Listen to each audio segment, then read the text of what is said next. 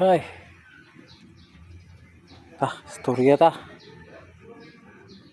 Time check 11:20. Nita. Grabe kainit.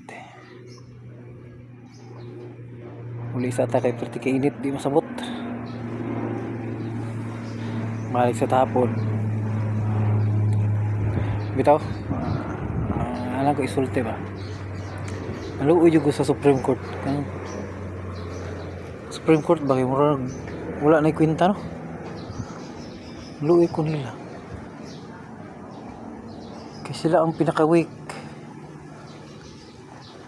Namatay 3 branches of government, di ba? Kanang gitawag og kuan, legislative, executive, ug judiciary. Kanang legislative mao nang kuan. Mga composed of kuan, lower house and higher house. Ang lower house mo nang mga kuan, mga congressman. Yang ang higher house mo nang mga senator. The executive mo nang kuan, presidente. Yaman na execute, so execute din ang judiciary amo na ng Supreme Court. Sa kana silang tulo ang pinaka vulnerable ana nila kana jung kuan, pinaka weak ba? Supreme Court.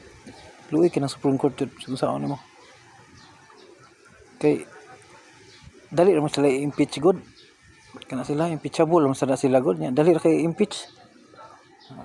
Dramahan ra sa legislative awa na tangtang. Anong dumo atong kuan CG Corona sa una.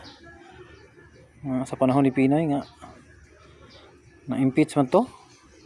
Luoy kay to kay gi-impeach gyud sa kuan sa Senado nya. Namatay na lang to siya kay tungod sa sakit gito yung dughan.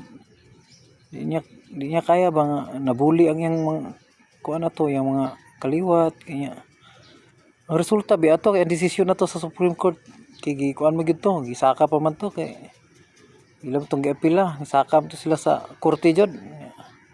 Ni daog bisa sa kaso. Pero napatay na. Uy atong CG Corona sa una.